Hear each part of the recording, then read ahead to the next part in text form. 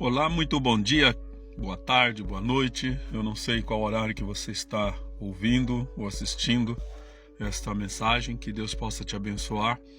E agradeço você tirar esse tempo para estar me ouvindo aqui e quem sabe sendo ajudado, né? Não sei qual a necessidade de cada um, mas espero que Deus conheça a sua necessidade e possa te ajudar nesse dia.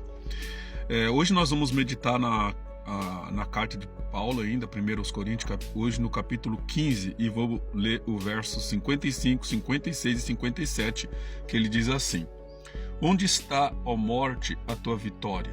Onde está, ó morte, o teu aguilhão? O aguilhão da morte é o pecado, e a força do pecado é a lei. Graças a Deus que nos dá a vitória por intermédio de nosso Senhor Jesus Cristo. O apóstolo Paulo, ele continua orientando a igreja.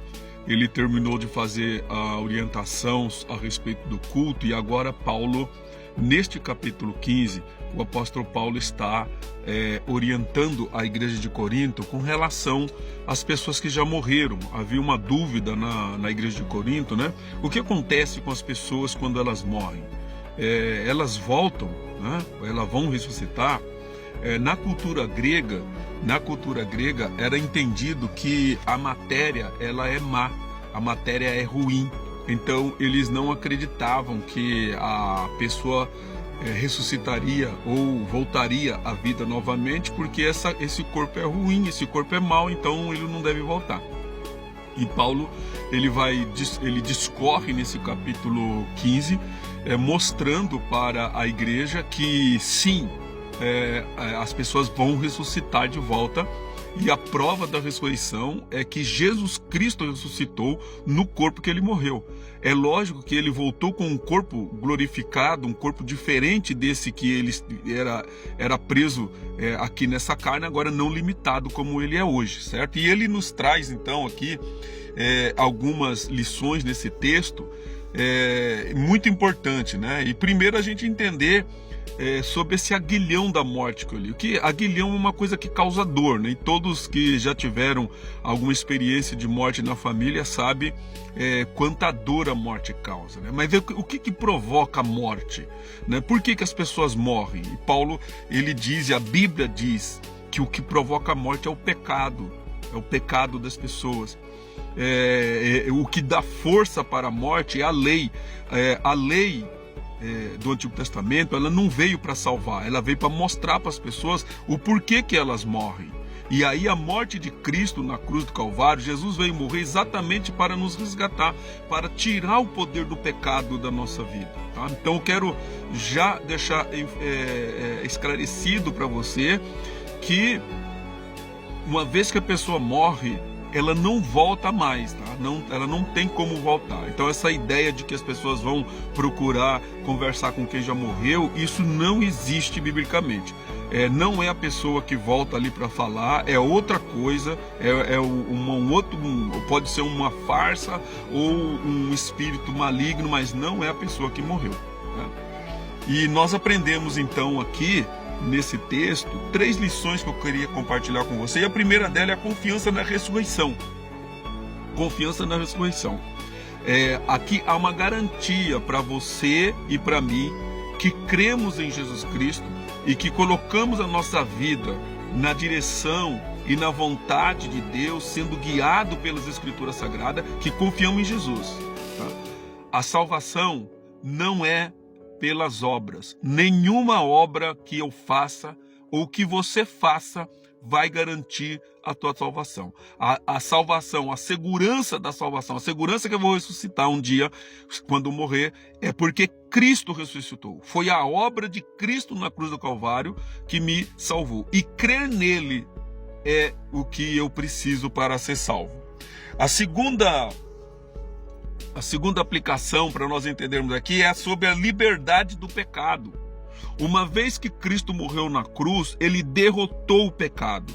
O que dava força, o aguilhão da morte, aquilo que dava autoridade para a morte, era o pecado. Jesus, ele morreu na cruz, ele derrotou o pecado. Mas daí você fala assim, pastor, mas eu conheço crentes que continuam fazendo coisa errada ainda, né? E continua cometendo erros. Sim, é verdade. Mas se ele é um cristão verdadeiro, se ele é um cristão autêntico, não é que ele não vai cometer erros ou falhas, mas quando ele comete esses erros e essas falhas, ele se arrepende, ele se humilha, ele vai buscar o perdão de Deus, ele vai procurar o perdão das pessoas que ele magoou, ele vai ressarcir o prejuízo que ele deu para os demais, certo? Então, isso é um fato. Já a pessoa que não recebeu Cristo como Salvador na sua vida, ele é um escravo do pecado. E como escravo do pecado, ele não tem opção. Ele vai cometer pecado, ele vai viver nos vícios, ele vai continuar praticando os erros que ele tanto, às vezes, não gosta, mas vai continuar pecando, porque ele é um escravo do pecado. E uma vez que você recebe Cristo como Salvador, você é liberto do pecado. E a terceira e última lição aqui para a nossa aplicação de vida espiritual é gratidão e louvor. Porque o texto fala que a vitória, como eu já disse, a vitória não depende da minha capacidade de praticar boas obras. Tá?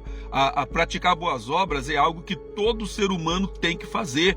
E nós vemos na prática que isso acontece. Quando as pessoas buscam ajuda, existem inúmeras pessoas dispostas a estender a mão e ajudar e até se sacrificar por elas. Mas essas boas obras não podem salvar ninguém e não garante a salvação.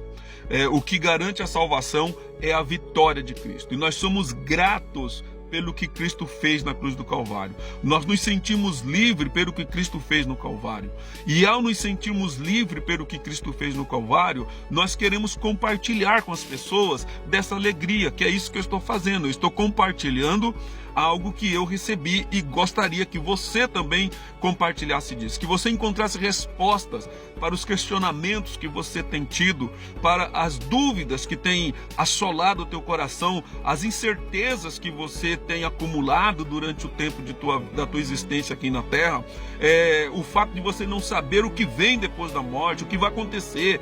Ou seja, nós estamos aqui para mostrar para você que existe esperança sim de vida eterna, existe um lugar maravilhoso, um novo céu, uma nova terra que Deus promete criar para aqueles que servem a Cristo, para aqueles que seguem a Ele e buscam a Ele e vivem com Ele. Tá? O Evangelho está com as portas abertas para você, enquanto é vida ainda há esperança.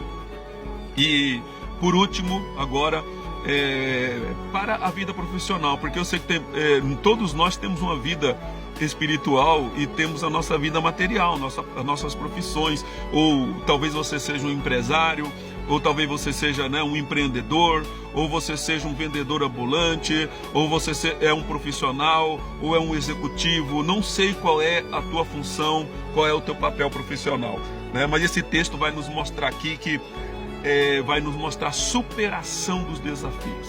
Jesus superou o poder do pecado e da morte lá na cruz, e ele garante que nós vamos superar também. Então, eu sei que o mundo empresarial é cheio de desafios, às vezes desafios que são grandes e até intoleráveis, mas eu posso dizer para você que esse texto nos mostra que Cristo, ao ganhar a vitória na cruz, ele também ganhou a vitória, ele nos dá a vitória para nós superarmos os desafios do dia a dia. Eu não sei qual é o seu desafio hoje, profissional ou empresarial, mas eu posso garantir para você que com Cristo você vai superar esses desafios. Amém? Então vá em frente e continue sendo um bom profissional, um bom empresário para a glória de Deus. Deus te abençoe. Nos voltamos no capítulo 16 de 1 Coríntios. Amém.